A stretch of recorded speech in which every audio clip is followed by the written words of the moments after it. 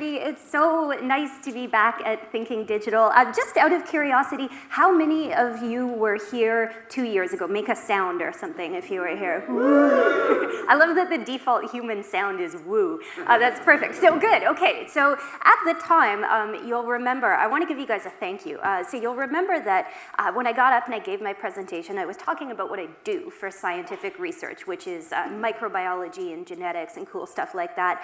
But over the course of the conference, I've been feeling really sad because all of these speakers who were incredible were getting up and they were talking about their books. And like, here's my latest book, here's my book, come outside, I'll sign my book for you. And I felt bad because I didn't have a book. And when you feel bad and you feel sad, what do? You go and you drink beer. So I went out to the delegates dinner and I drank a bunch of beer and I talked to all the other fabulous delegates and told them that I was sad that I didn't have a book.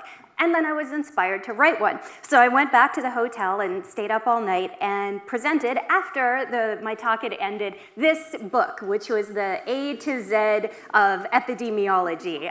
It's basically disgusting children's verses about things like chlamydia and what it does to your special bits. And then after more beer that evening, I was happy this time, and when you're happy, you go drink beer. The wonderful Tom Scott animated it, and now over 50,000 people have watched our little informative video about STDs, diarrhea, and paralytic neurotoxins. But it's really fun, so do check that out. Tom, retweet the link so everybody can go find it. He's on it. Excellent. So I wanted to thank you because after that, I was like, wait a second, there's no reason this can't actually not be a book. So I made a book, an actual book, which you can get on the actual internet, and it's called It's Catching: The Infectious World of Germs and Microbes. I didn't really get my shit together in time to actually bring the book here, so maybe like in 2 years, Herb can invite me back and I'll actually like have a book and remember to bring it with me, but you can check it out. And I just wanted to thank all of you before we start with this year's presentation for your beer and your inspiration 2 years ago, which led to this. But as Herb mentioned, 2 years ago also led to me making a new friend, the super fabulous Peter Gregson, who you will remember, as if this wasn't a large enough clue, as our experimental cellist. He is a wonderful musician and composer, but he's also somebody that's interested in the intersection of the digital world and the musical world. And so amongst the things that he talked about over the conference and over chit-chats and things was a project that he had worked on, sonifying data from Twitter users, a selected subset of Twitter users. They were processing the emotions and turning it into sound through a project called The Listening Machine. So again, over beer and cocktails, Peter and I decided we should do a project together and we should sonify something. And it made sense to sonify what you know, and I know genomes and genetics. So what we're going to give you today, with a bit of a nod to Brian Eno, is a project that we've called Music for Genomes, and which we completely ripped off his Ambient Music for Airports cover picture for. So what I'm going to do is give you a really quick rundown of the science behind this, and then Peter's going to come up and talk a bit about the process of sonifying our genome data. And then, as you may have guessed, you will be hearing the music. This is its world premiere. So I made a book last time, and maybe this time we're making a record. I don't know. It's fantastic. So, genomes.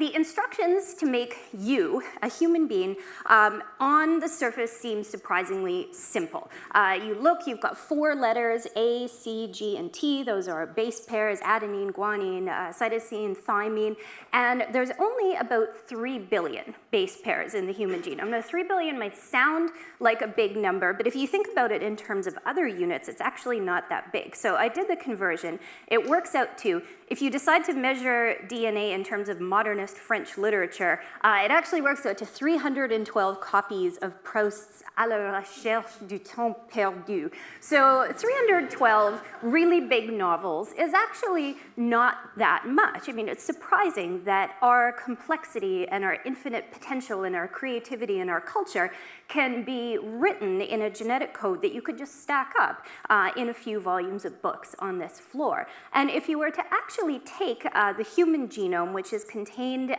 in almost every cell in our body. It isn't in red blood cells. But if you were to take the DNA, that entire 3 billion letters or 312 indulgent French novels, and actually pull them out of your pocket, which I will do now. This is not actual DNA, this is string. But you knew that because you're smart. It's about 1.8 meters long. 1.8 meters of DNA is in every cell in your body, and that 1.8 meters contains the complete set of instructions to make you, you. But what you might be surprised to know is that over the last, I guess it's about a 60 to 70 year history of modern molecular biology and genetics, the amount of this DNA, this 1.8 meters of string that we've studied, is actually really small. I'm going to cut it here with my scissors. It's actually maybe about 4 centimeters. If you talk to a male molecular biologist, they'd say, oh, it's more like 8 inches. But it's 4 centimeters. You can't spin it. And the reason that these guys have studied these 4 centimeters, the reason so many Nobel Prizes have been awarded over this and careers made and grants awarded is because that's where the interesting stuff is. This is where sort of the 2% of our genome that encodes a gene, which of course is the functional unit. We always talk about, the gene for this or the gene for that. The 21,000 genes in our human genome are 2% of our total DNA. The rest of the DNA, this other 1.76 meters, was just kind of ignored. It was given the ignominious term junk DNA, which I think it sort of reflects the basic human tendency is if you don't understand something, ignore it and talk shit about it.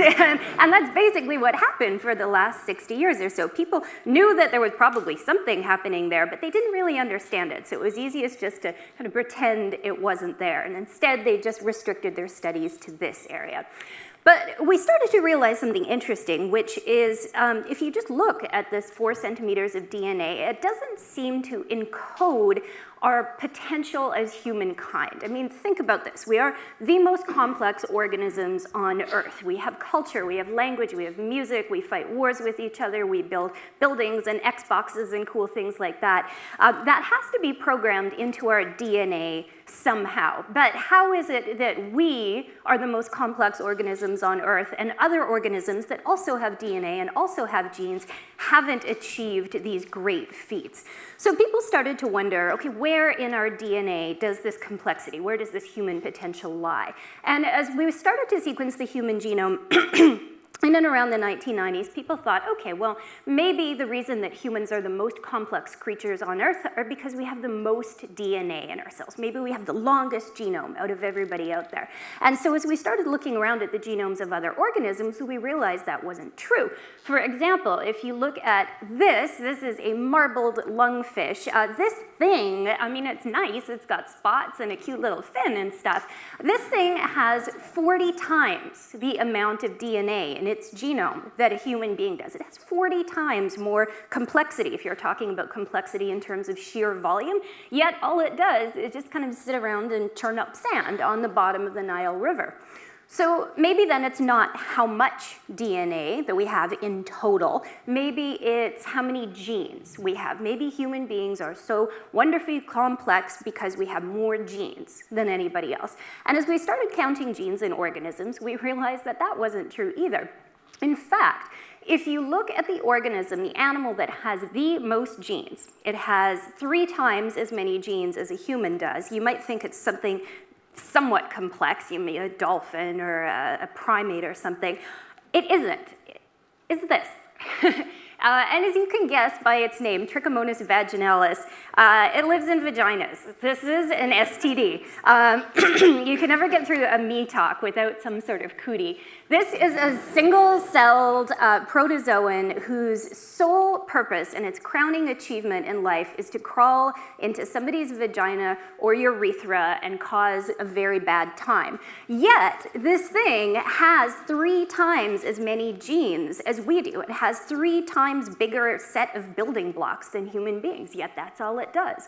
So where, then, does this complexity lie? What part of our DNA enables us to do so many amazing things? And it turns out it is this bit of string on the floor. which I will now rescue from the indignity of being on the floor. This part of the genome, we've just started to realize over the last maybe 5 to 10 years that it contains tremendously interesting special sequences. We tend to call them non-coding elements. They're not genes, but instead they're sequence elements that modify the behavior of genes. They turn on and off those genes. They regulate when and where they're expressed. They tighten up bits of our genome. They process signals from the environment and shut down aspects of our DNA or modify aspects of our DNA. You might have heard about epigenetics. A lot of this thing is happening in this 1.76 meters of junk DNA. And they're interesting sequences too, in that if you look at our little scrap of functional DNA here, those 4 letters, the A's, the C's, the G's, and the T's, they tend to be arranged in a somewhat random order. But if you look in this pile of DNA here, what you'll see is a lot of repetition, repetitive elements. So AC, AC, AC, GGG, TTT, all these sorts of repetitive elements. In fact, most of this is full of repetition. And I love repetition. Patterns in biology are just fascinating. So when we were thinking of what could we possibly sonify, we thought it might be nice to give a little musical tribute to this ignored bit of DNA that is suddenly having its time in the sun. And so with one of my colleagues, we put together a little visualization, just looking at the repetitive elements that we know occur in the human genome and mapping them and the intervals between them across a bunch of different chromosomes. So what you're seeing here is some data from chromosome 1 in the human genome. Each of those blue squares represents a single repetitive element, maybe a motif like CCTT, CCTT. And every time you see a blue square, that motif is repeated, and the blue line is the interval between those repeats. And if you look at these things, or more accurately, if Peter looks at these things, he sees something that looks like musical tablature. So we thought this might be the best starting point for our little sonification experiment. So what we have done is created what we hope is a fitting musical tribute to this previously ignored junk DNA, which it turns out seems to be the part of our genome that is responsible for us even being able to play music or appreciate music or speak about something or make pretty pictures. So Peter will explain a little bit about how we went about turning this into what you are about to hear coming out of that, and then you will hear that. So Peter, over to you.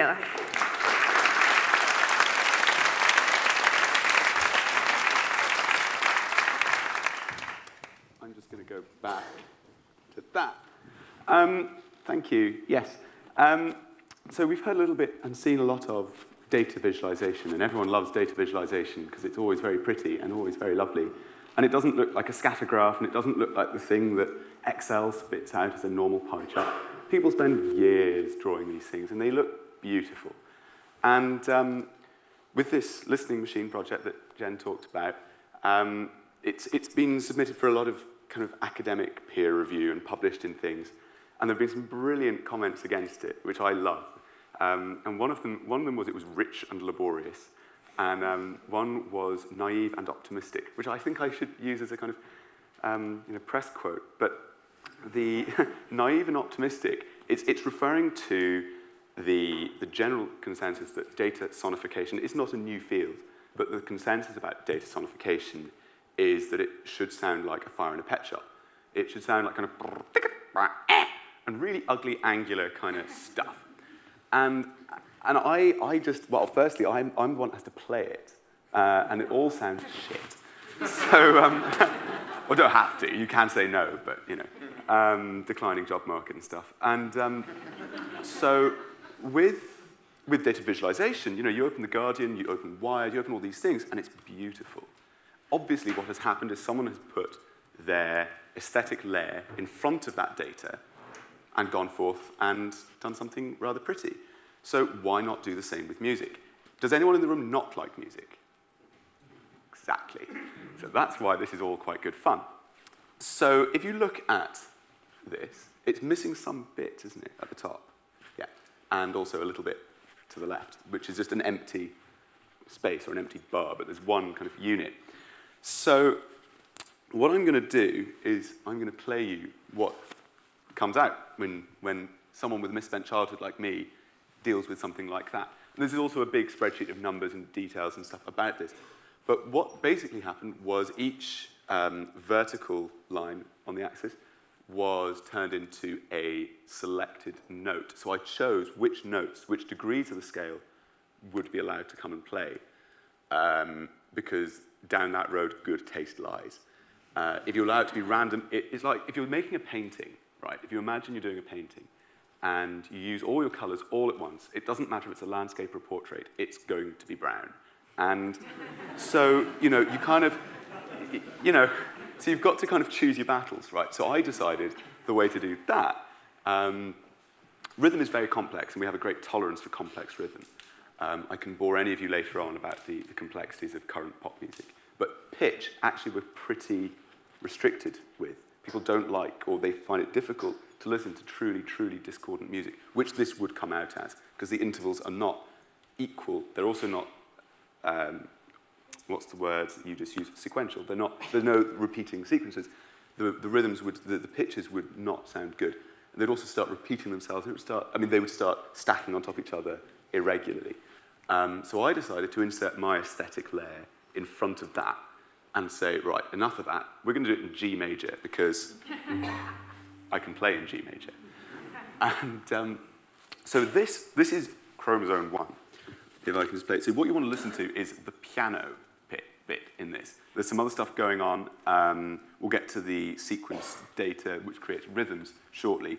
But this is chromosome 1. Don't worry, it's not very long, as you can obviously tell.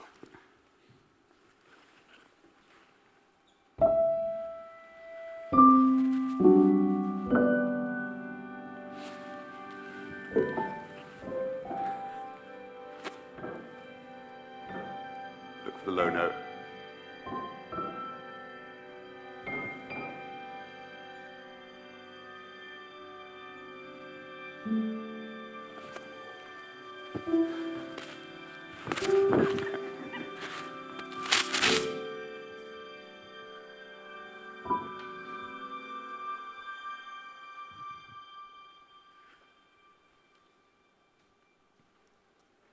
That wasn't so bad. So with that, the other thing I should probably say is tempo, the speed at which this moves, is dictated by a pretty standard other human thing. I decided to go with 60 beats per minute, roughly a kind of resting heart rate, obviously 1 a second. It's nice and easy for people like me that can't count. So what we then did was I then took the 4 letters, which I will just read from my little thing so I don't get this wrong. So to make the rhythms in the thing I'm going to play along with, we took A and referenced that to a beat 1 in a cycle of rhythms, which is relatively complicated because of the number of instances changes per thing. C is on to beat 2, T is on to beat 3, and G is on to beat 4. But the thing that's interesting in there is the codon stops. Is that the right one? Stop codon. I got it the wrong way around, but the right intention. Stop codons. The great thing with music, and I'm going to be really pretentious for a second, so just enjoy it. The great thing with music is, like, music is the space between the notes. Yeah. Embrace that. Otherwise, it's noise. Otherwise, it's just sound. So, you've got to have kind of breaks and gaps. And again, down that road, good taste lies. Or in this case, a drum kit or a kind of electronic process. So you're going to hear some rhythms coming out from underneath this. And then there's some breaks, some gaps, some pauses. They are the stops in these sequences, but the rhythms are generated purely by those 4 letters in the order in which they appear in these. The chords and harmonies are created by these things, and the way that it all magically sounds kind of roughly like one piece of music is, I've got 2 microphones now. It sounds magically like one piece of music, is simply because it's all in the same key. And if anyone's interested in trying out data music or data sonification, I suggest G major is really all I'm saying. So this here thing now is basically the block-rocking party premiere of Music for Genomes. And dancing, I think, is probably against health and safety regulations. So, don't.